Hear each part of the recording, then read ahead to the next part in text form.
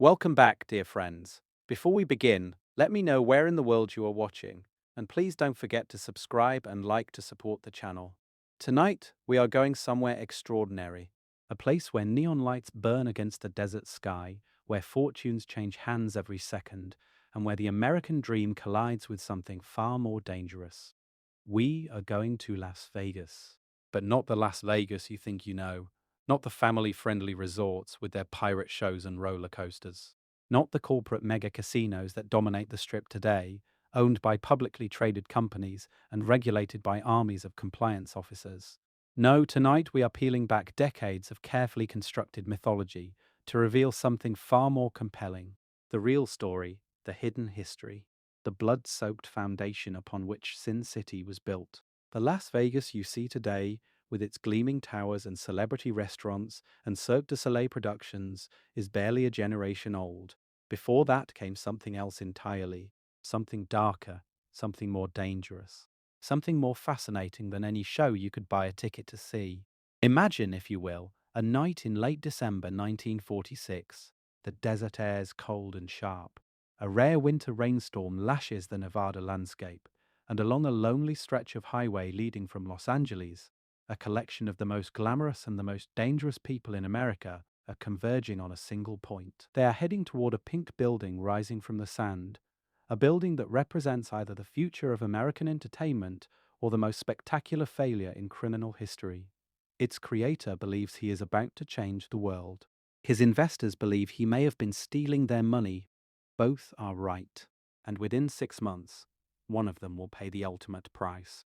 This is the story of how organized crime built Las Vegas, how gangsters, bootleggers, and cold-blooded killers created the most dazzling and decadent city in the American West. Along the way, we will encounter men with names like Bugsy and Lefty and the Ant. We will walk through the legendary casinos they constructed and uncover the elaborate schemes they devised to steal millions. We will meet the glamorous celebrities who rubbed shoulders with murderers and the eccentric billionaire who tried to clean it all up. And we will witness the violent end that awaited those who flew too close to the desert sun. So settle in, get comfortable, and let me take you back to a time when Las Vegas belonged to the mob.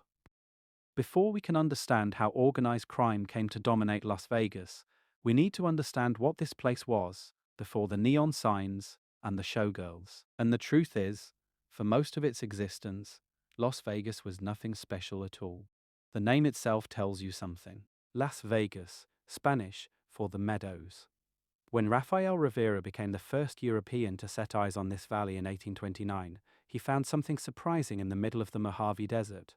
Natural springs, green grass, a small oasis in an otherwise unforgiving landscape. But it would take another 75 years before anyone thought to build a permanent settlement here. When the San Pedro, Los Angeles and Salt Lake Railroad arrived in 1905, Las Vegas officially became a town.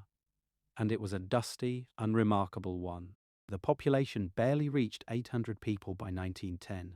There was nothing to draw visitors, nothing to make anyone stay longer than absolutely necessary. Las Vegas was simply a place where trains stopped to take on water before continuing their journey elsewhere. Then came the Great Depression, and with it two developments that would change everything. The first was practical. In 1931, construction began on the Boulder Dam, later renamed the Hoover Dam. This was one of the most ambitious engineering projects in American history. The dam would rise 726 feet above the Colorado River, creating the largest reservoir in the country and generating enough electricity to power cities across the American Southwest. But building it required workers, thousands upon thousands of them. At its peak, more than 5,000 men labored on the dam at once, working in brutal conditions in the desert heat, risking their lives to tame the Colorado River. These workers needed entertainment. They needed somewhere to spend their hard-earned wages on their days off. And the federal government, which ran the construction site at Boulder City, was determined to keep that entertainment as far from the dam as possible. Boulder City itself was designed as a model community with strict regulations prohibiting gambling, alcohol, and prostitution. The workers would live clean lives while on the job, but Las Vegas was 30 miles away, and Las Vegas had no such restrictions. The second development was political.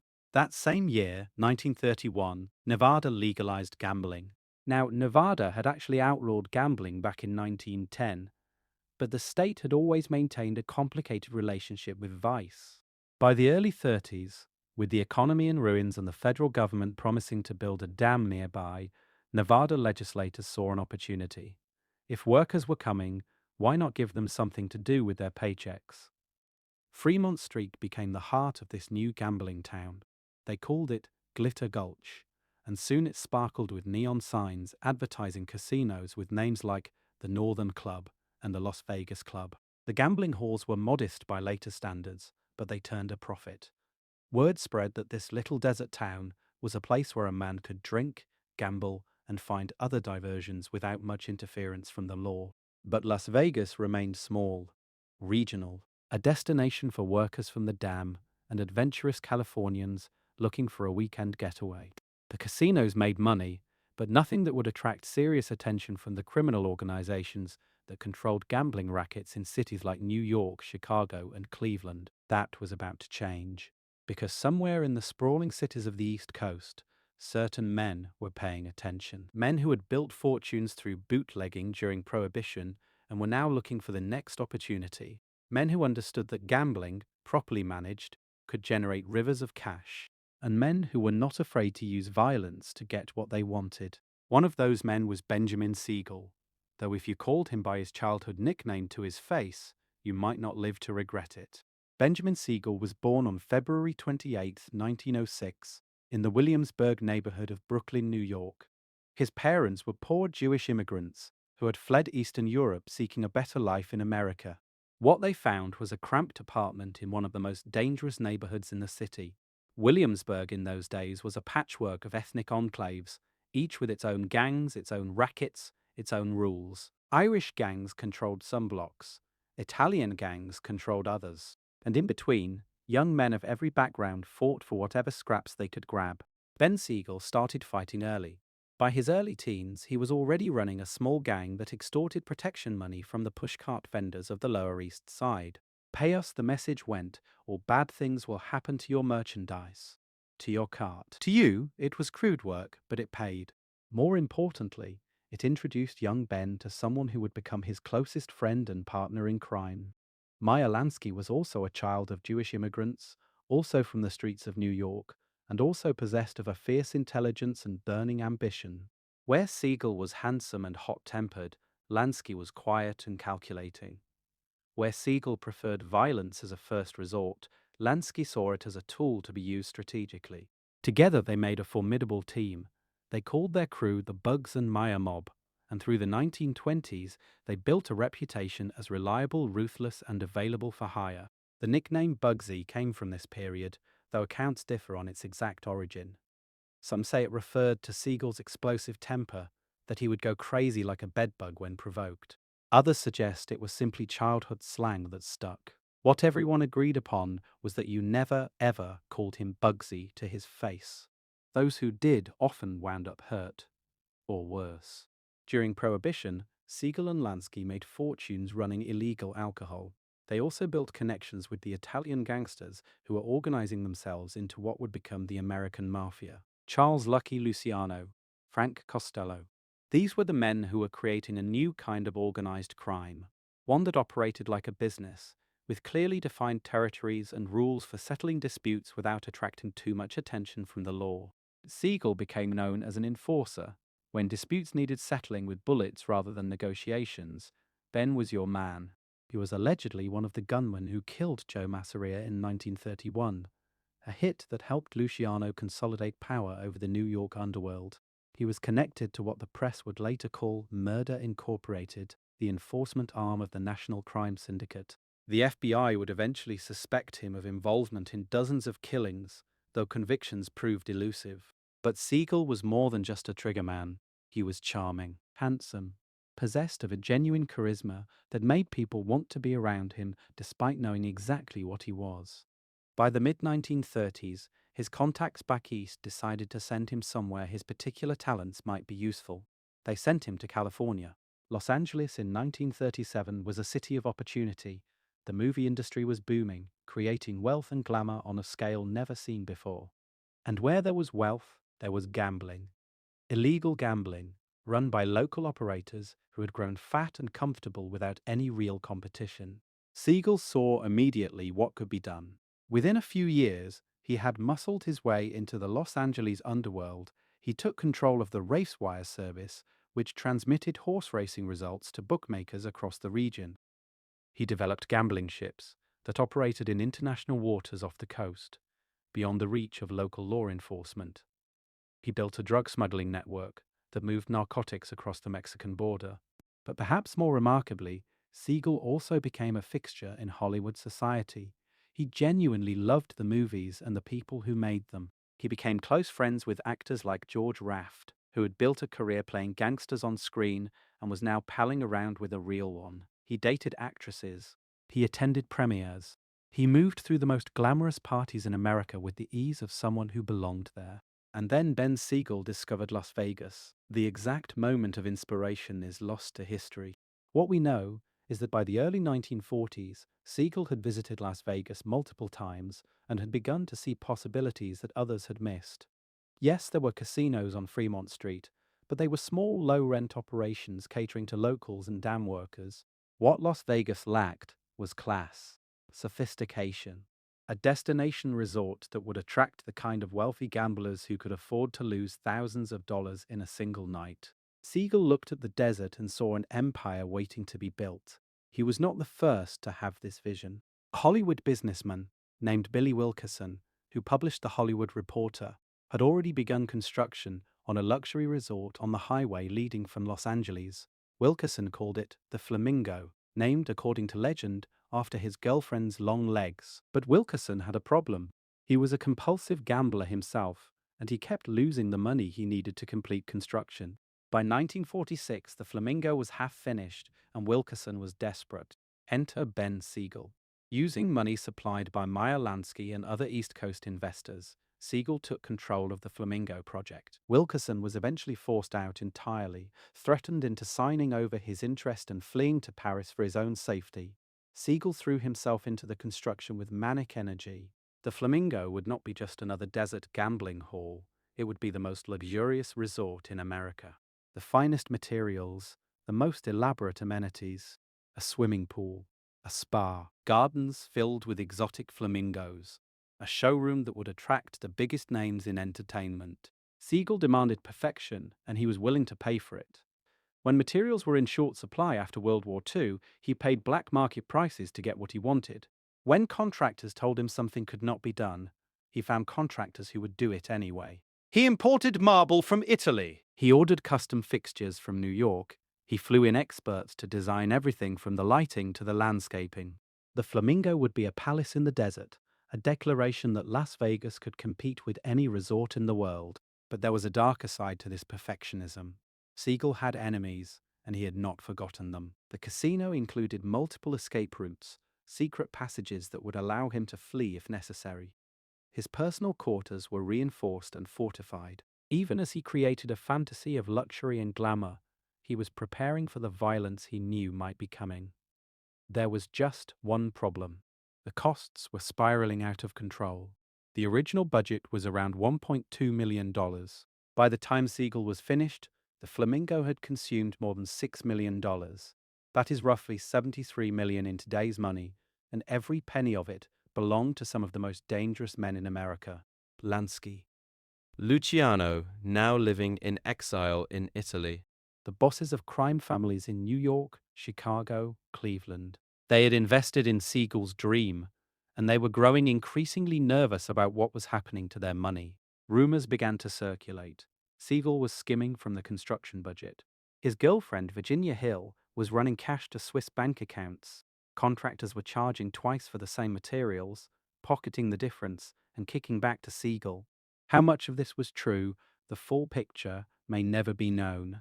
But the perception among Siegel's investors was that he was either incompetent, dishonest, or both. Still, they gave him a chance to prove himself. On December 26, 1946, the Flamingo Hotel and Casino opened its doors, and it was a disaster. A rare winter rainstorm struck Las Vegas that night. Many of the Hollywood celebrities Siegel had personally invited decided not to make the drive from Los Angeles. The hotel portion of the resort was not yet completed, So the guests who did arrive had nowhere to stay. They gambled, they lost, and then they left. Drove back to Los Angeles. Checked into hotels in town. The Flamingo's gaming tables lost $275,000 in its first 2 weeks of operation. By early January 1947, Siegel was forced to close the casino temporarily. He reopened in March after the hotel rooms were finally completed. This time, things went better. The Flamingo began turning a profit. There was hope, perhaps, that Siegel could still salvage the situation, that he could pay back his investors and prove his vision was correct, but for some, it was already too late.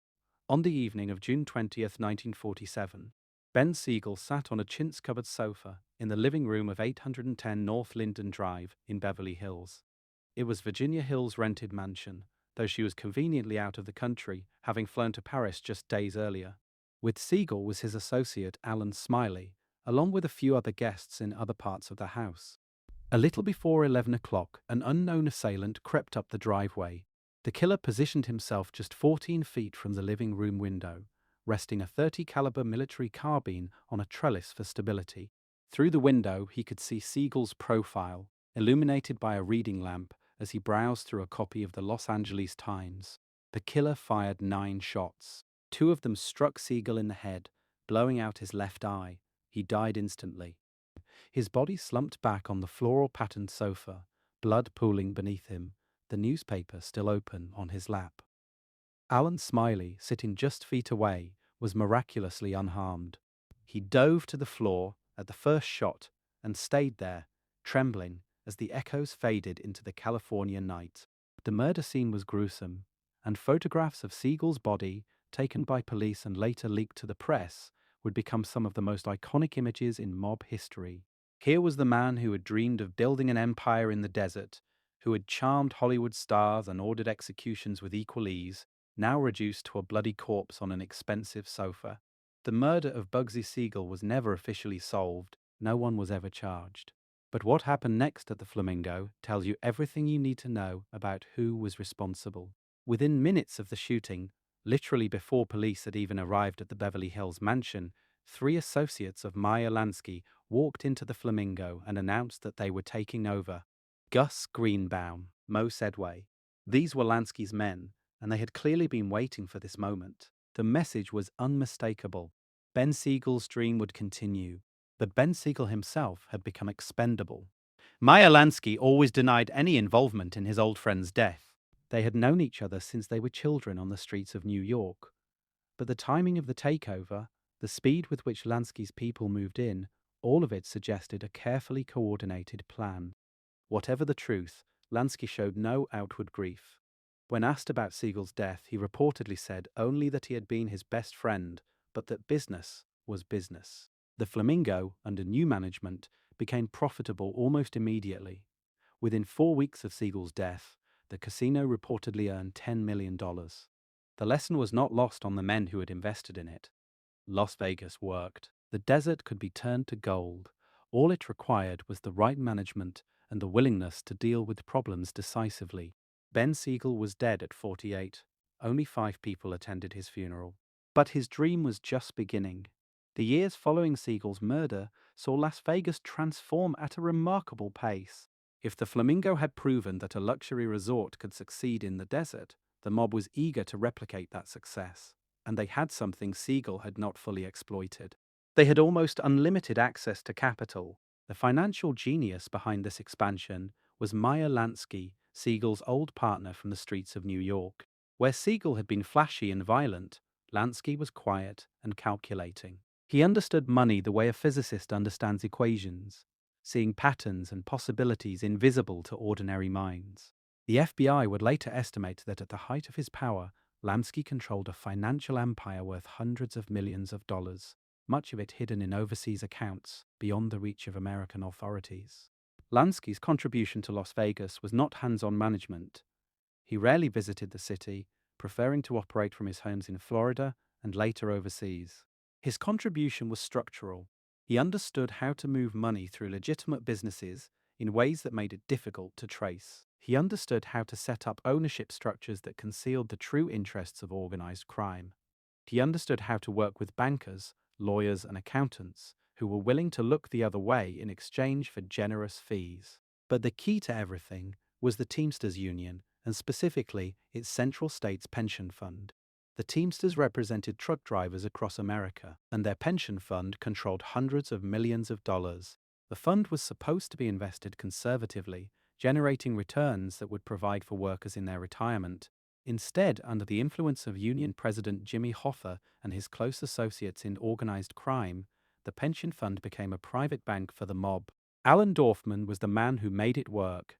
A former Marine and the stepson of a Chicago mobster, Dorfman had ingratiated himself with Hoffa and gradually taken control of the pension fund's investments. When mob-connected developers needed money to build casinos in Las Vegas, Dorfman was there to approve the loans.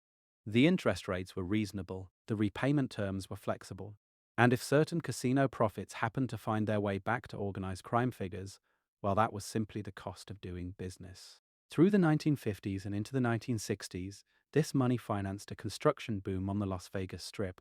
The Sahara opened in 1952, bringing a Moroccan theme and headlining entertainment to the growing resort corridor. The Sands followed in the same year, establishing itself as the most sophisticated destination on the Strip. The Riviera came in 1955, notable for being the first high-rise hotel on Las Vegas Boulevard, its 9 stories towering over the low-slung competitors that surrounded it. The Tropicana in 1957 brought a Cuban flair, with architecture and design meant to evoke the glamorous casinos of Havana, where many of the same mob figures operated similar establishments.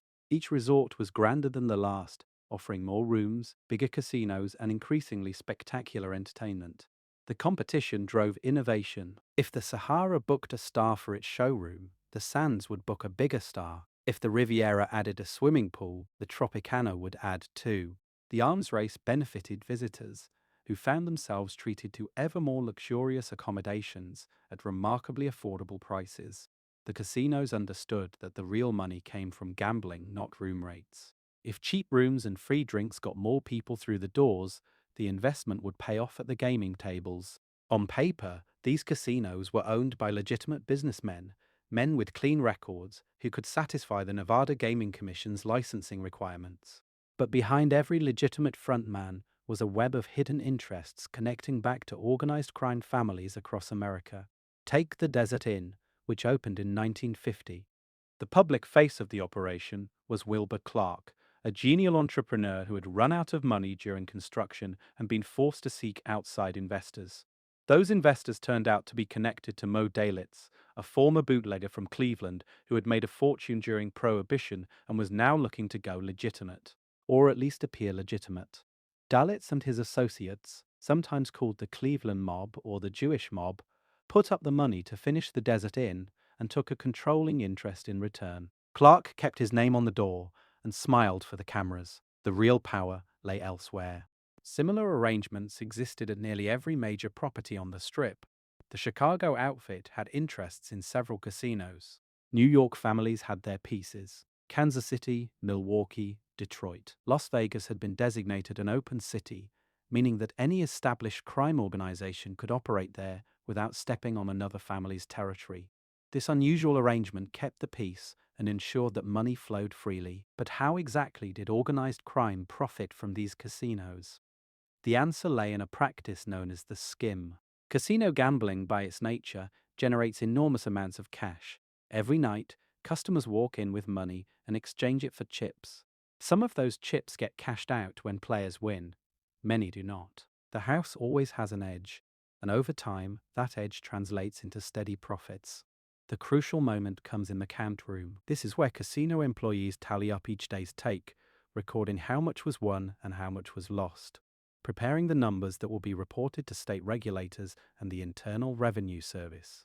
What organized crime realized was that if you controlled the count room, you controlled everything. The skim worked like this. Before the official count began, trusted employees would remove cash from the casino's earnings. Not all of it, of course, just enough that the discrepancy would not attract attention. 5% here, 10% there. The skimmed money was packed into briefcases or suitcases and handed off to couriers, who would carry it out of Nevada, often driving through the desert at night to avoid detection.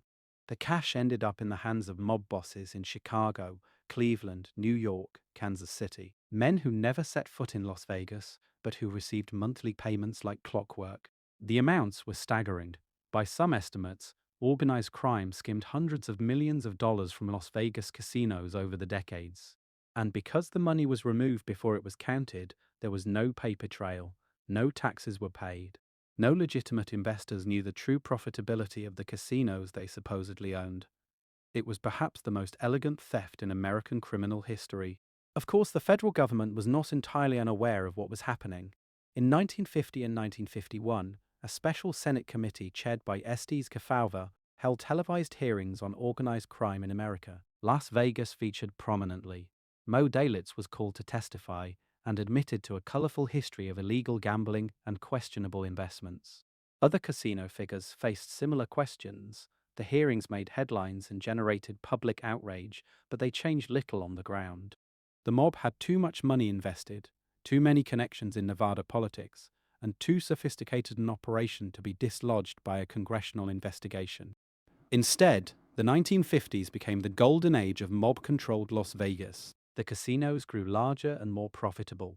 The entertainment grew more spectacular, and a new phenomenon emerged that would define Las Vegas for a generation. They called themselves many things: the Summit, the Clan. The press called them something else. They called them the Rat Pack. Frank Sinatra first performed in Las Vegas in September 1951 at the Desert Inn.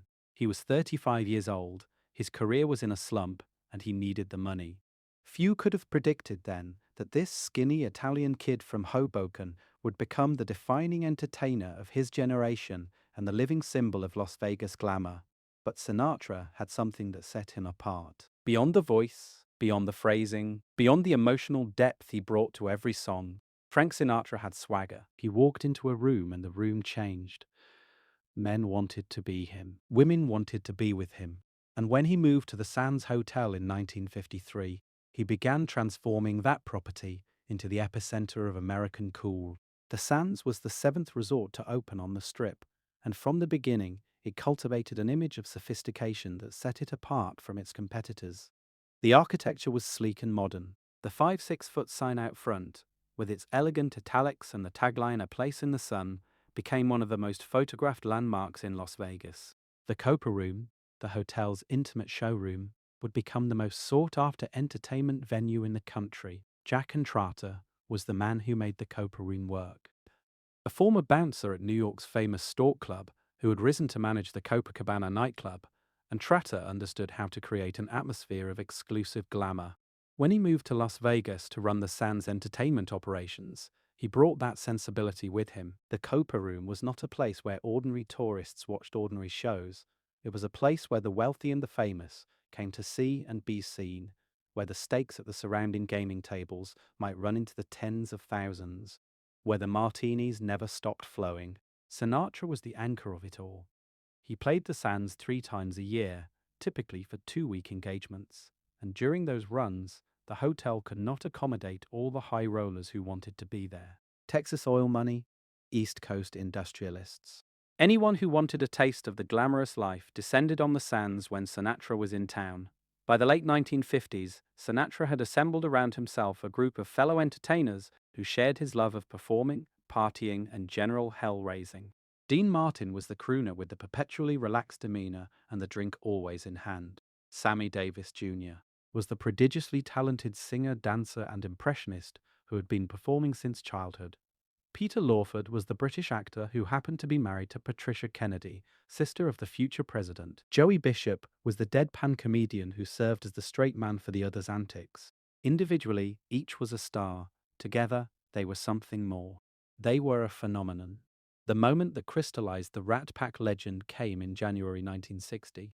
Sinatra had agreed to star in a film called Ocean's 11, a light-hearted caper about a group of World War II veterans who planned to rob 5 Las Vegas casinos on New Year's Eve.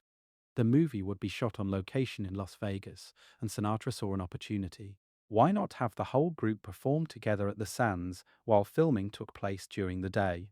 And so began what they called the Summit at the Sands. Every night for 3 weeks, Sinatra, Martin, Davis, Lawford, and Bishop performed together in the Copa Room. There was no script, no set list, just 5 friends, drinking, joking, singing, and improvising their way through 2 shows a night. The chemistry was undeniable. Martin would stumble through songs while pretending to be drunk, though insiders knew he was often sipping apple juice while maintaining the illusion of intoxication. Davis would launch into impressions of the others, capturing their mannerisms with uncanny precision before breaking into a tap routine that left audiences breathless. Sinatra would commandeer the show whenever he felt like it, cutting off the others mid-sentence, directing the band on the fly, transforming chaos into art. Bishop would deflate everyone's ego with perfectly timed wisecracks, playing the straight man so effectively that his contributions were often underestimated. Lawford mostly tried to keep up, the least talented of the group but charming enough to belong. The shows were notorious for their spontaneity. On any given night, anything might happen. Martin might wander off stage in the middle of a number, returning with a sandwich. Davis might challenge Sinatra to a vocal duel that went on for 20 minutes. The whole group might abandon the scheduled program entirely and simply tell stories about their adventures until the audience was gasping for breath from laughter. There was an intimacy to these performances that could not be replicated. The Copa Room held only a few hundred people at a time. The stage was small enough that performers could make eye contact with individual audience members, draw them into the act, make them feel like participants in something exclusive and magical. This was not arena entertainment. This was a private party where you happened to be invited. The audiences went crazy. Tickets became the most valuable commodity in Las Vegas. Celebrities flew in from around the world just to say they had witnessed the summit. The shows were loose, occasionally crude, and utterly captivating. Here were the coolest men in America at the absolute peak of their powers, having the time of their lives and inviting the audience to join them. 34,000 people reportedly attended the shows during that 4-week run, but the impact extended far beyond anyone who actually sat in the Copa Room. The summit at the Sands became a defining cultural moment. It established Las Vegas as not just a gambling town, but as the entertainment capital of the world. It created an image of masculine sophistication that would influence American popular culture for decades. And it cemented the Rat Pack as legends. What the admiring crowds did not always see was the darker reality lurking behind the glamour. Frank Sinatra's connections to organized crime were well documented, though he always denied being involved in anything illegal. He counted among his friends Sam Giancana, the boss of the Chicago outfit, one of the most powerful and dangerous men in America. Giancana controlled rackets worth hundreds of millions of dollars and was believed responsible for numerous murders. And yet Sinatra socialized with him openly, dined with him, even performed at venues where Giancana could watch from the best seats in the house. The relationship was complex. Sinatra genuinely liked many of the mob figures he associated with. They were, in many ways, men like himself, products of immigrant families raised in tough neighborhoods, ambitious and ruthless in pursuit of success. They shared a certain worldview, a belief that rules were for other people, that talented men made their own way regardless of what society might think. He had performed at venues controlled by mob figures throughout his career. From the earliest days of his success, when he was playing clubs in New Jersey and New York, the mob had been present, watching, offering help when help was needed. There were stories, never confirmed but persistent, about the role organized crime had played in advancing his career. When his voice failed in the early 1950s and his popularity plummeted, the mob was said to have applied pressure to get him cast in From Here to Eternity, the film that would revive his fortunes and win him an Academy Award. He had accepted favors and offered them in return. When a high-ranking mobster needed tickets to a show, Sinatra made sure they were available. When the outfit wanted a performer to appear at a particular venue, Sinatra could make phone calls. These were the courtesies of their world, the exchanges that bound men together in networks of obligation and mutual benefit. These connections would eventually catch up with him. During the 1960 presidential campaign, Sinatra actively supported John F. Kennedy, even recording a version of his hit song, with the lyrics changed to High Hopes in honor of the candidate. Peter Lawford's marriage to Kennedy's sister made the connection even more intimate. The Rat Pack was seen as part of Kennedy's glamorous inner circle. But Attorney General Robert Kennedy was waging war on organized crime, and he could not ignore his brother's association with a man who was friends with mob bosses. In early 1962, Sinatra was told that President Kennedy would not be staying at his Palm Springs home during an upcoming California visit. Sinatra had actually built a helipad in anticipation of the visit. The snub devastated him and effectively ended his relationship with the Kennedys. Meanwhile, in Las Vegas, the civil rights implications of the Rat Pack era were playing out in complicated ways. Las Vegas in the 1950s and early 1960s was a deeply segregated city. Black performers could entertain in the casinos, but could not stay in them. They could not gamble, could not use the pools, could not enter through the front doors. Sammy Davis Jr. faced these humiliations despite being one of the most talented entertainers in the world. The Sands was one of the first strip properties to break the color line, in large part because of Sinatra's insistence. He refused to perform at venues that would not accommodate Davis, and his leverage as the biggest star in Las Vegas gave him the power to force change. The integration of the strip was gradual and imperfect, but Sinatra's influence played a genuine role in making it happen. By the mid-1960s, the original Rat Pack era was fading. Kennedy was dead. The Beatles and the British invasion were transforming popular music. The counterculture was emerging, with its rejection of the martini-sipping masculine cool that Sinatra embodied. And in 1967, a strange and reclusive figure arrived in Las Vegas who would change everything. His name was Howard Hughes, and he was about to buy the city. Howard Hughes arrived in Las Vegas on Thanksgiving Day, 1966, in a manner befitting his legendary eccentricity. He came by private train, arriving at a siding in North Las Vegas in the early morning darkness. He was carried from the train on a stretcher, loaded into a waiting vehicle, and driven to the Desert Inn on the Strip. Hughes was 62 years old and already one of the most famous and mysterious men in America. He had inherited his father's oil tool business and turned it into a fortune. He had been a pioneering aviator, setting speed records and surviving crashes that should have killed him. He had owned movie studios and dated the most glamorous actresses in Hollywood. He had built aircraft for the military and feuded with senators.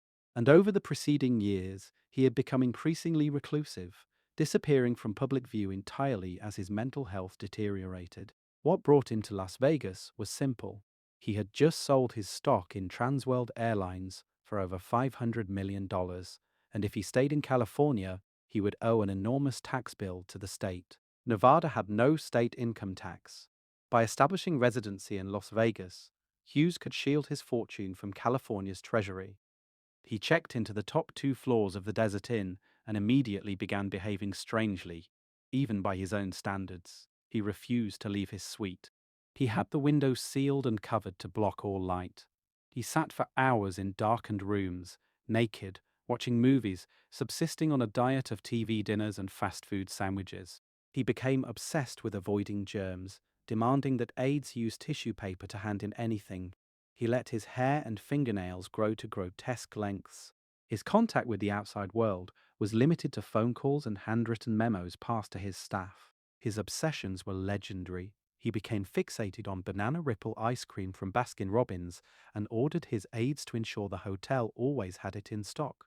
When they discovered the flavor had been discontinued, they had to special order the minimum batch from the factory, which amounted to 200 gallons. Hughes ate it for a few weeks, then decided he preferred a different flavor entirely. The Desert Inn was stuck with enormous quantities of banana ripple ice cream for months. He watched movies constantly, sometimes the same film over and over, sometimes staying awake for days at a time. He acquired the local CBS television station, partly so he could demand they broadcast movies all night for his personal viewing. When the programs did not meet his standards, he would call the station managers at 3 in the morning to complain. He communicated with his chief lieutenant, Robert Maheu, exclusively through phone calls and handwritten memos, sometimes dozens of pages long, rambling and occasionally incoherent. Maheu was one of the most important figures in Las Vegas during this period, making decisions on Hughes's behalf that shaped the entire city, yet he never once met his employer face to face. The Desert Inn management initially tolerated their unusual guest because he was paying handsomely for his accommodations, roughly $26,000 per day. But as December approached, they needed those luxury suites for the high rollers who came to gamble during the New Year's Eve season. Hughes was asked to leave. He refused. The hotel management pushed harder. Hughes's chief aide, Robert Mayhew, tried to negotiate an extension. The discussions grew increasingly heated, and then Hughes did something that shocked everyone. He bought the hotel. Rather than vacate his suite, Howard Hughes paid $13.2 million to acquire the Desert Inn.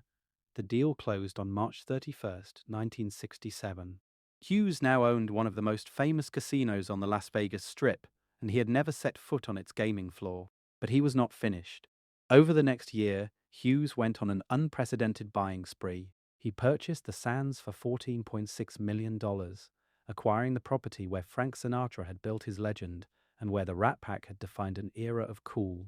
The sale reportedly infuriated Sinatra, who held a small ownership stake and had not wanted to sell. But the deal went through regardless, and Sinatra's relationship with the Sands quickly deteriorated. Within months, he would have a violent confrontation with casino executive Carl Cohen, be cut off from credit at the property, and storm across the street to begin a new residency at Caesar's Palace. Hughes bought the Frontier for $23 million, the Silver Slipper for $5.4 million, the Castaways for $3.3 million. The Landmark, a troubled property that had stood unfinished for years, a concrete skeleton haunting the Strip, for $17 million. He bought Harold's Club in Reno for $10.5 million. He bought the local CBS television station so he could demand that movies be broadcast all night for his personal viewing. He bought thousands of acres of desert land, planning industrial developments that would never materialize. He bought a small airline. By the time he was finished, Howard Hughes owned roughly 20% of the hotel rooms on the Las Vegas Strip and was Nevada's largest single property owner. The 25,000 acres of land he acquired west of Las Vegas would eventually become Summerlin, one of the largest master-planned communities in the country, named after his grandmother, Jean Amelia Summerlin. Hughes never saw this development. It came decades after his death, transforming empty desert into homes, schools, and shopping centers for hundreds of thousands of residents. The total cost of his buying spree approached $300 million.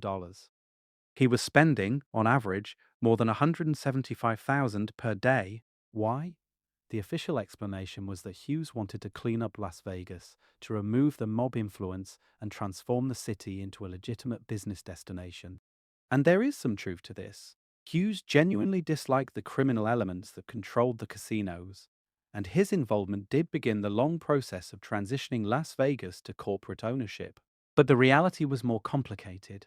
Hughes himself was too mentally ill to actually manage his properties. He never left his suite at the Desert Inn during his entire 4-year stay in Las Vegas. He communicated only through memos and phone calls, often rambling and incoherent. His casinos continued to be run by the same people who had run them before, many of whom had long-standing mob connections. Moe Dalitz, for example, continued managing the Desert Inn after selling it to Hughes. He simply stayed on as an employee. The same was true at other properties. Hughes had bought the buildings, but he had not bought new management or new institutional knowledge. Some observers have suggested that the mob actually welcomed Hughes's involvement because it provided cover for their continued operations. If the casinos appeared to be owned by a respectable billionaire, who would look too closely at what was happening in the count rooms? There is evidence to support this view. Hughes's casinos mysteriously began losing money after he acquired them, even as the rest of the Las Vegas market boomed. The Desert Inn, which had been profitable under mob management, suddenly struggled. Could this have been the result of continued skimming? Many who were present during that era believe so. What ultimately drove Hughes from Las Vegas was not the mob but the United States government. Specifically, the nuclear weapons testing that was taking place at the Nevada test site, roughly 65 miles northwest of the city. The underground explosions sent tremors through Las Vegas, rattling windows and chandeliers. Hughes, in his paranoid state, became convinced that the radiation was poisoning him and the entire city. He tried to bribe government officials to stop the tests. When that failed, he decided to leave. On Thanksgiving Day, 1970, exactly 4 years after his arrival, Howard Hughes was carried out of the Desert Inn on a stretcher, loaded into an ambulance, and driven to the airport. He flew first to the Bahamas, then to other destinations, never to return to Nevada. He died in 1976, leaving behind a tangled estate and a transformed Las Vegas. The Hughes era had not ended mob influence in Las Vegas. If anything, organized crime was about to enter its most audacious phase. But Hughes had accomplished something important. He had demonstrated that major corporations could own casinos. He had broken the psychological barrier that had kept legitimate businesses away from Las Vegas. And in 1967, the Nevada legislature had passed the Corporate Gaming Act, making it easier than ever for publicly traded companies to enter the gambling industry. The writing was on the wall. Las Vegas would eventually become corporate. But first, there would be one last spectacular chapter in the mob era, and it would center on a gambling genius from Chicago, his violent enforcer, and the most sophisticated skimming operation in the history of organized crime. His name was Frank Rosenthal. They called him Lefty, and he was about to run Las Vegas for the Chicago outfit. Frank Lawrence Rosenthal was born on June 12, 1929, in Chicago. He grew up on the city's west side, in a neighborhood where the line between legitimate business and organized crime was often difficult to discern. His father owned racehorses, and young Frank learned early the mathematics of gambling. By the time he was a teenager, he was already making bets on baseball and football games, developing an uncanny ability to predict outcomes and identify value. This was not merely enthusiasm. Rosenthal possessed what sports bettors call a genuine edge. He understood odds and probabilities at a level that few could match. He could look at two teams, factor in every relevant variable, and calculate a more accurate prediction than the official line. Sports Illustrated would later call him the greatest living expert on sports gambling. By the 1950s, Rosenthal had come to the notice of the Chicago outfit, the organized crime family that controlled much of the Midwest. They did not want to interfere with his betting. They wanted to profit from it. Rosenthal became a valued associate, someone who could make money for the outfit through his gambling expertise without getting his hands dirty with the violence that characterized other mob operations. But law enforcement was watching too. In 1961, Rosenthal was called before a Senate subcommittee investigating gambling. He refused to answer questions, invoking his Fifth Amendment rights. Over the following years, he faced numerous arrests and investigations related to illegal gambling operations.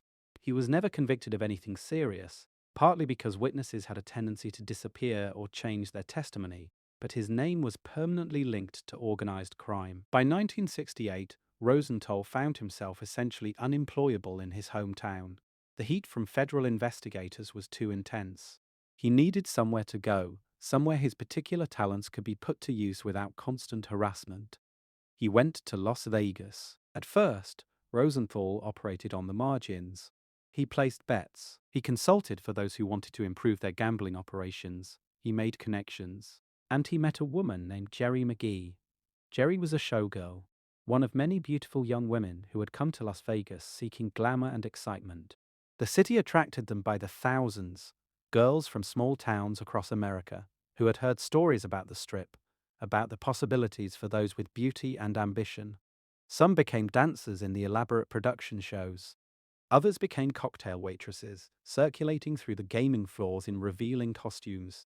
Still others became what were discreetly called hustlers, women who used their charms to extract money and gifts from wealthy men who passed through town. Jerry was skilled at this last profession. She knew how to spot a mark, how to make him feel special, how to keep him coming back. She had a daughter from a previous relationship and needed money to support them both. She was also damaged in ways that would become apparent over time. She had a fondness for drugs and alcohol that crossed the line from recreational to problematic. She was beautiful and wild and nothing like the predictable women Rosenthal might have married back in Chicago. He was captivated. They married in 1969. It was a tempestuous relationship from the start, marked by arguments, separations, and mutual accusations. But they had children together and remained tied to each other even as their marriage disintegrated. Jerry would later become one of the most memorable figures of the mob era, her story immortalized in the 1995 film Casino, where Sharon Stone earned an Academy Award nomination portraying a character based on her. The opportunity that transformed Rosenthal's life came in 1974. A young businessman named Alan Glick had acquired the Stardust Hotel and Casino through loans from the Teamsters pension fund. Glick presented himself as a legitimate entrepreneur, but behind him stood the Chicago outfit and its allies in Milwaukee, Cleveland, and Kansas City. They needed someone to actually run the Stardust, someone who understood gambling at a professional level and could be trusted to protect their interests. They chose Frank Rosenthal. Officially, Rosenthal was never the boss of anything. He could not be. Nevada gaming regulators would never grant a license to someone with his background. So on paper, Rosenthal held various titles that had nothing to do with casino operations: food and beverage director, entertainment director, executive consultant.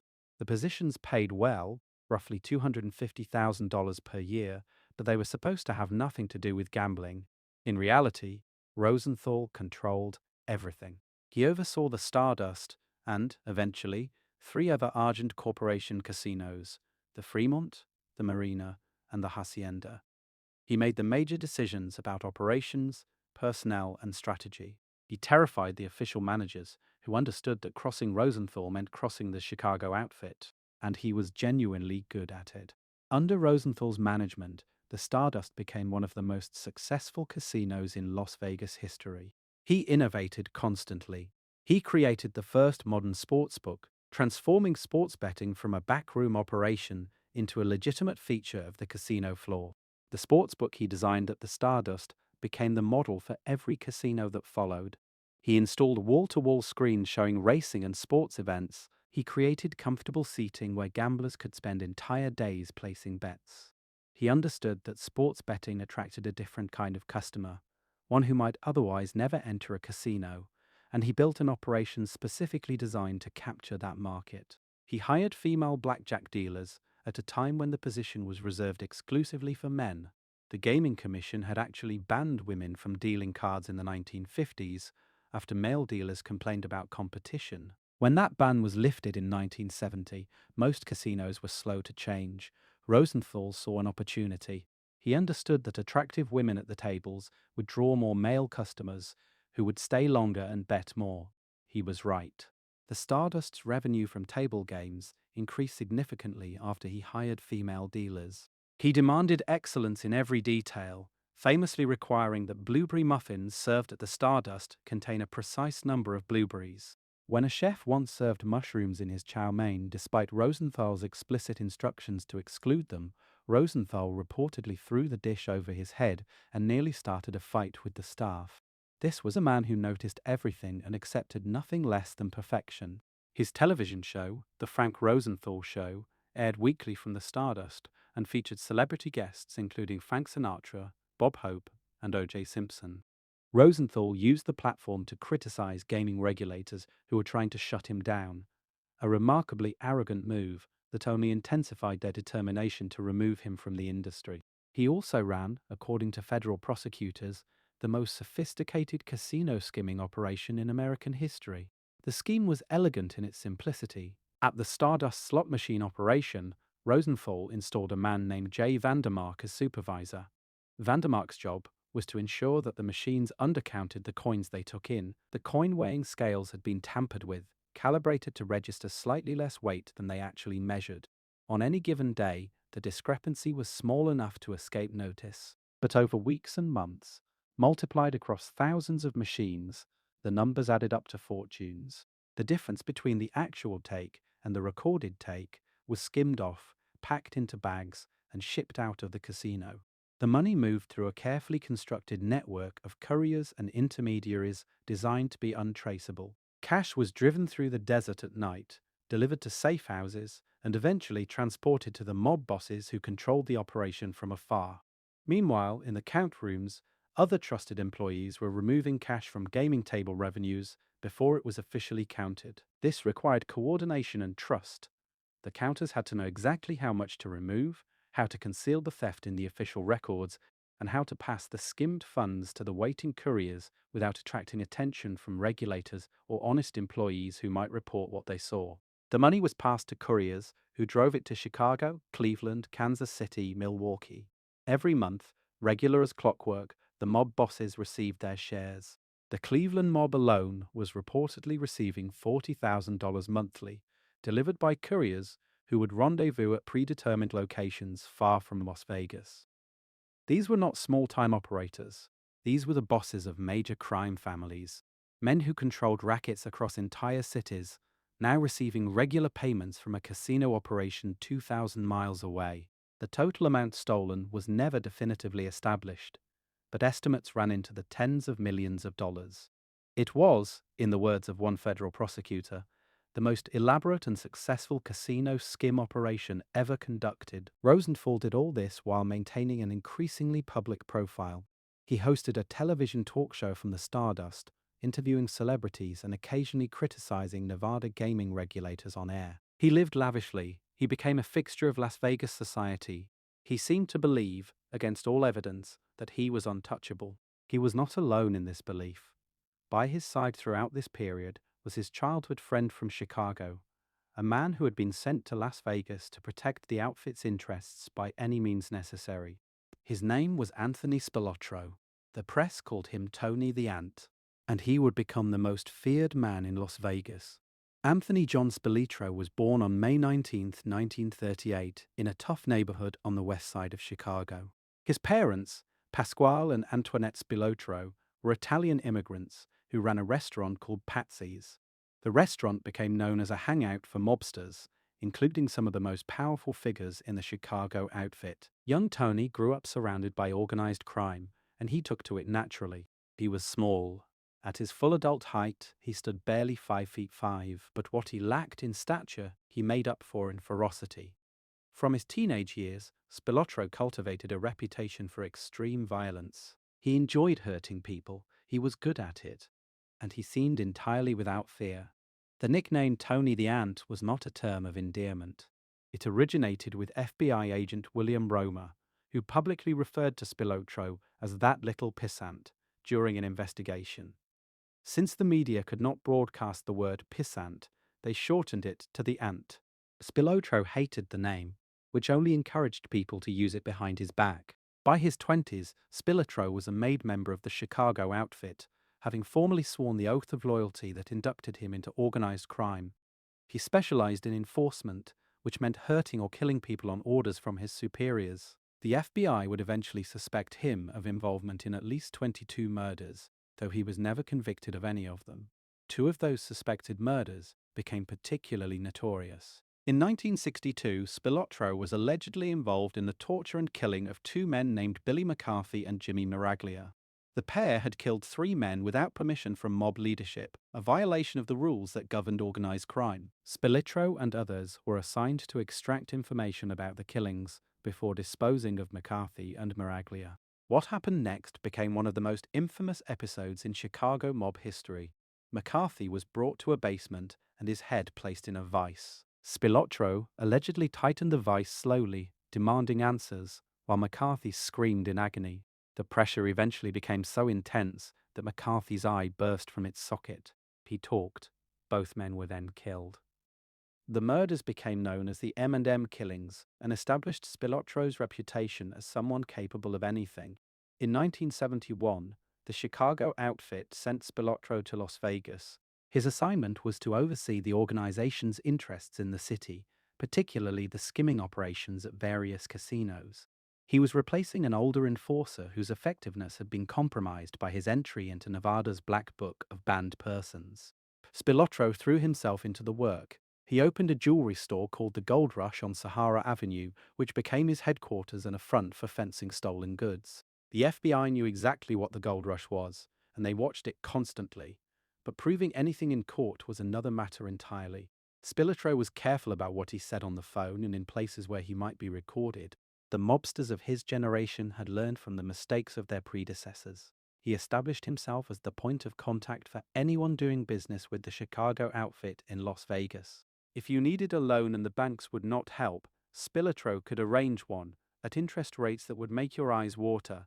If you had a problem that required muscle to solve, Spilotro was your man. If you wanted to operate any kind of racket in Las Vegas, you needed his blessing, and that blessing did not come free. He cultivated informants within the police department and the casinos themselves. One corrupt officer, Joe Blasco, was eventually fired from the force and went to work directly for Spilotro, providing inside information about law enforcement activities that might affect the outfit's operations. The corruption ran deep. In the early 1970s, national law enforcement organizations actually refused to share intelligence with Las Vegas police because they assumed anything they shared would end up in mob hands. His friendship with Frank Rosenthal proved essential.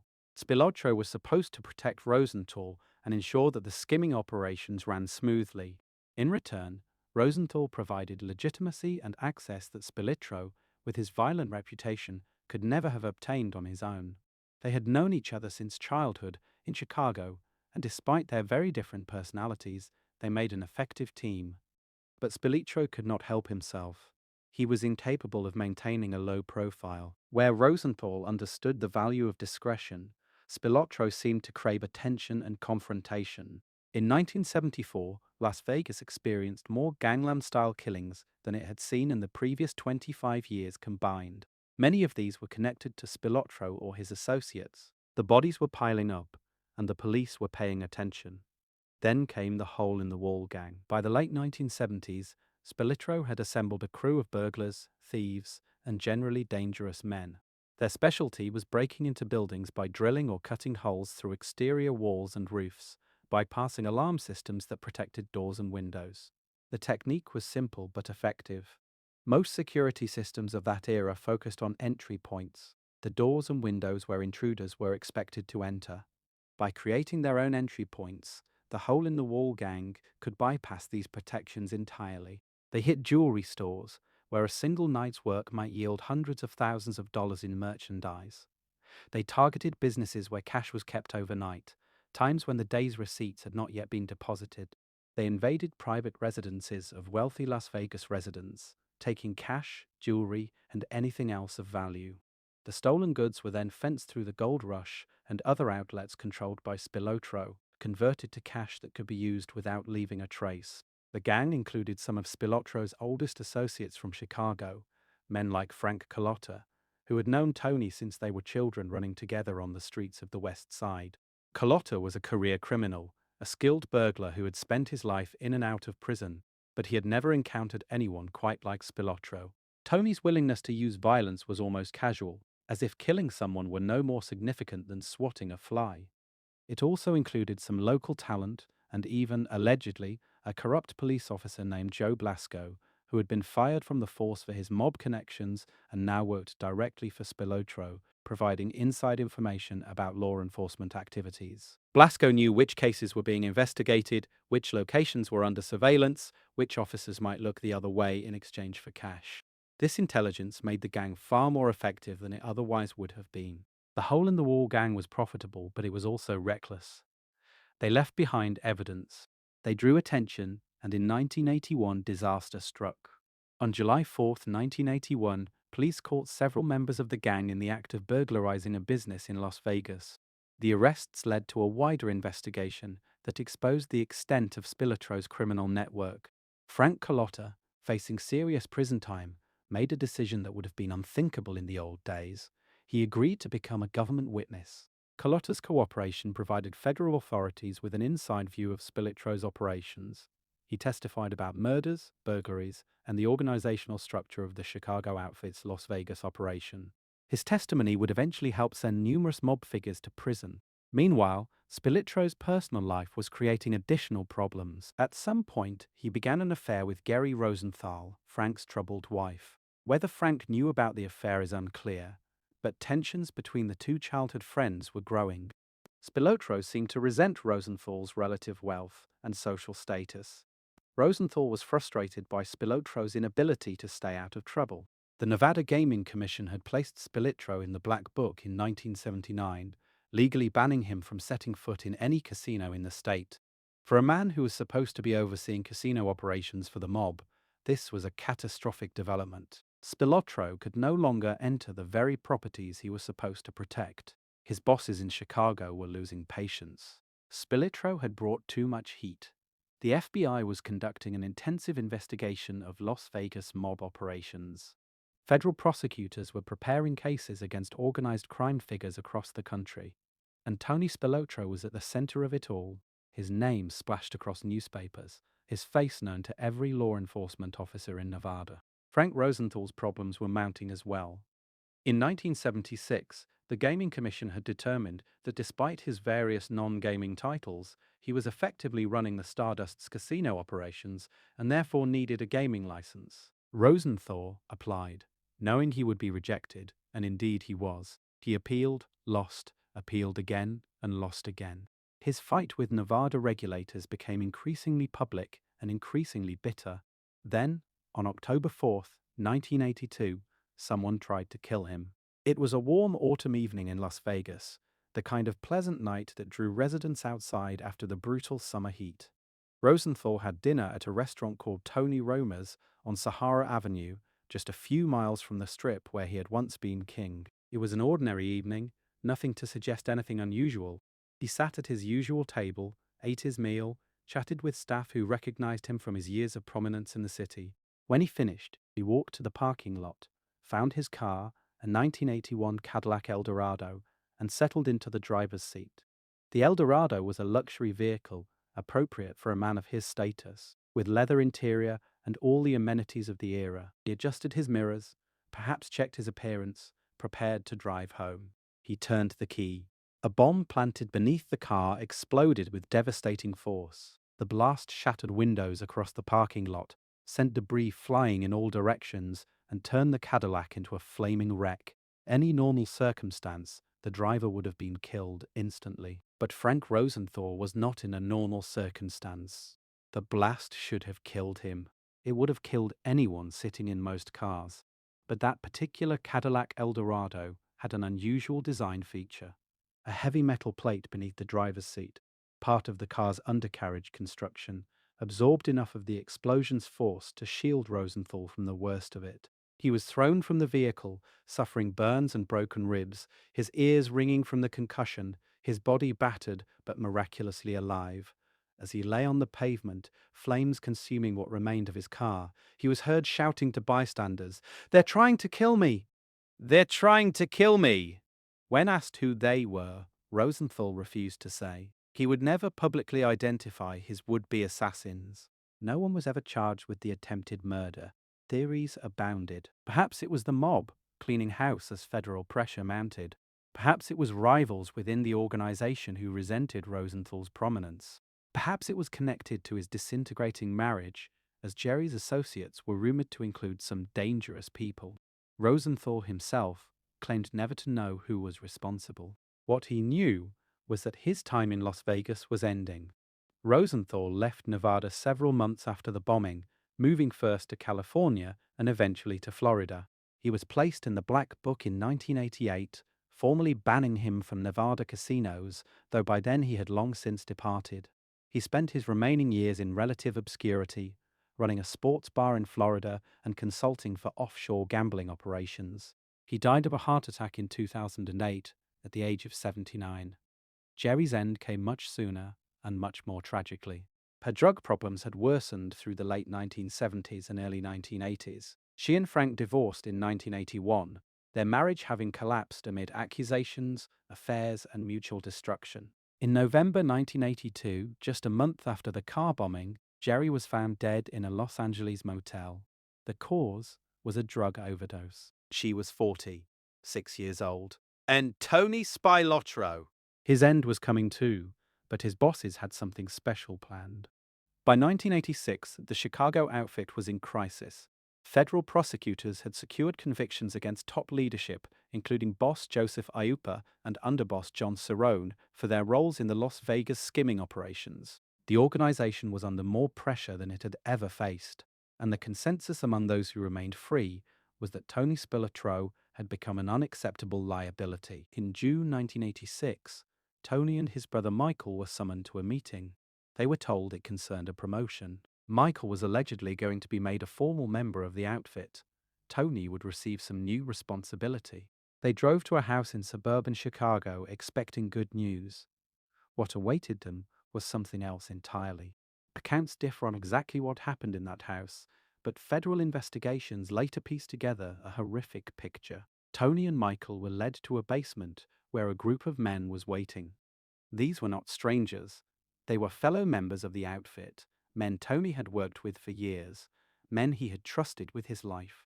But trust meant nothing when the bosses had decided you were a liability. The attack began without warning. Michael was beaten first, perhaps to terrorize Tony, perhaps simply because he was closer. The blows came from all directions, fists and feet, and possibly baseball bats, the kind of coordinated violence that the outfit had perfected over decades. Tony tried to fight back, but he was badly outnumbered. He had spent his career inflicting pain on others. Now he was experiencing it himself. The beating lasted longer than it needed to. This was not just execution. This was punishment. This was a message to anyone else who might consider putting personal interests ahead of the organization. Tony Spilotro had brought federal heat on the entire operation. He had been reckless. He had been arrogant. And now he was being made to understand the consequences. When it was over, both brothers were dead. Their bodies were stripped and transported to an Indiana cornfield owned by a mob associate. They were buried together in a shallow grave, without ceremony, without dignity, their locations kept secret so that their families might never have the closure of a funeral. They were discovered 9 days later when farmers noticed the disturbed earth. Autopsies confirmed that they had been beaten to death. Tony was 48 years old. Michael was 41. The Spilotro murders sent a clear message. This was how the mob dealt with those who brought too much attention, who threatened the organization through their recklessness, who forgot that no one was more important than the enterprise itself. Tony Spilotro, who had inspired such fear during his time in Las Vegas, had been dispatched like any other problem.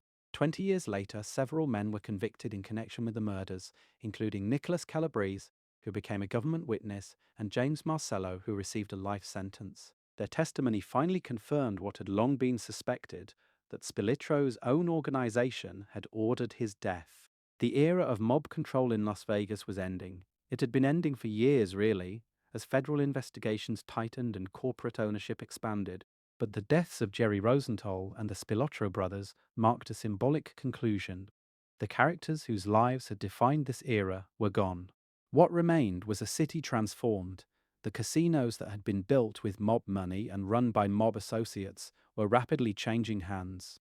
Steve Wynn opened the Mirage in 1980, the first true mega resort of the modern era, financed entirely through legitimate corporate channels. The Mirage was followed by other corporate developments that dwarfed anything the mob had built. Treasure Island, the Bellagio, Mandalay Bay, the Venetian. Each new resort was bigger, more expensive, more spectacular than the last. And one by one, the old mob-era properties came down. The Sands, where Frank Sinatra and the Rat Pack had defined an era of glamour, was imploded in 1996 to make way for the Venetian. Thousands gathered to watch as the building that had hosted the summit, that had seen the greatest entertainers of the 20th century grace its stage, collapsed into a cloud of dust in a matter of seconds. Some in the crowd cheered, others watched in silence, mourning the end of something that could never be replaced. The Desert Inn, where Howard Hughes had hidden for 4 years and where Moe Dalitz had built an empire, was demolished in 2001. Its golf course, once the most exclusive in Las Vegas, became the site of Steve Wynn's newest creation, the Stardust, where Frank Rosenthal had run the greatest skimming operation in casino history, came down in 2007, its iconic sign preserved for the Neon Museum as a memorial to what once was. The dunes, the hacienda, the landmark, property after property erased from the landscape, replaced by gleaming temples to corporate entertainment.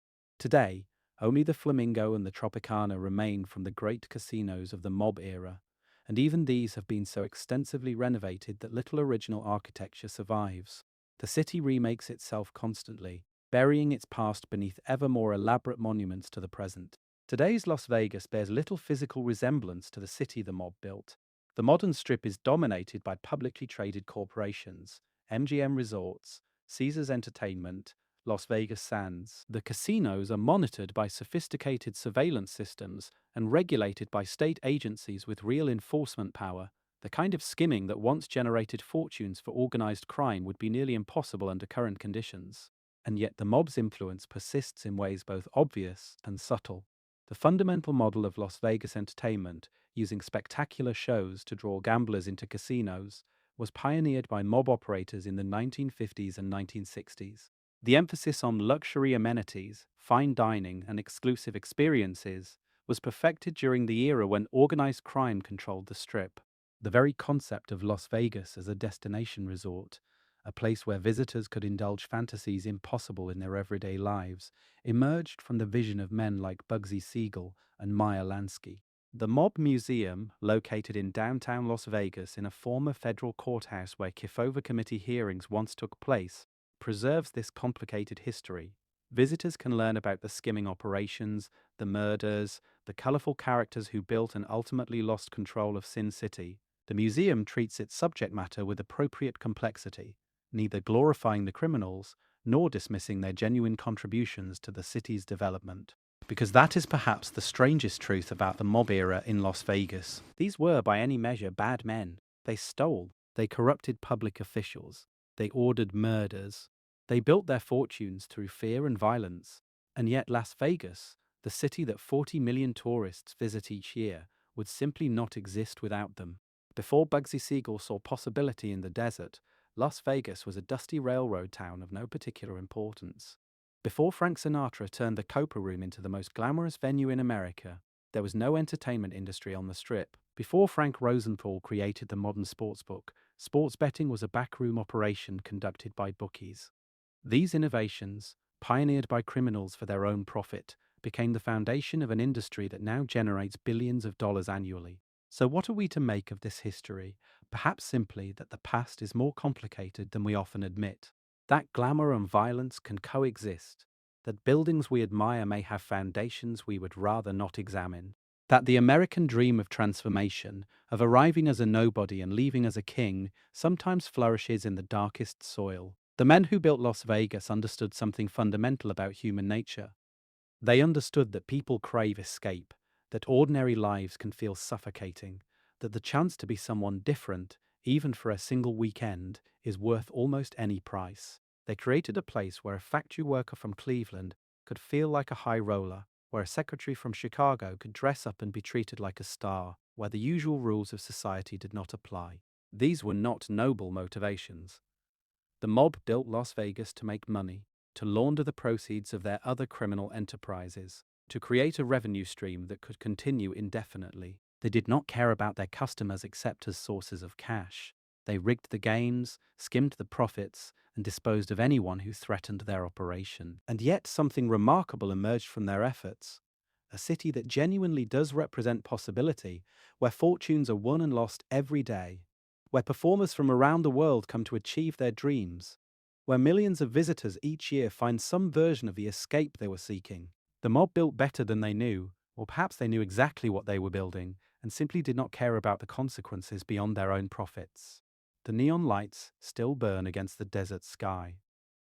The cards still fall on green felt tables, the slot machines still chime with the promise of instant wealth, and somewhere beneath the surface of modern Las Vegas, the ghosts of Bugsy and Lefty and the Ant continue their eternal rounds, reminders of the city that was and the price that was paid to build it.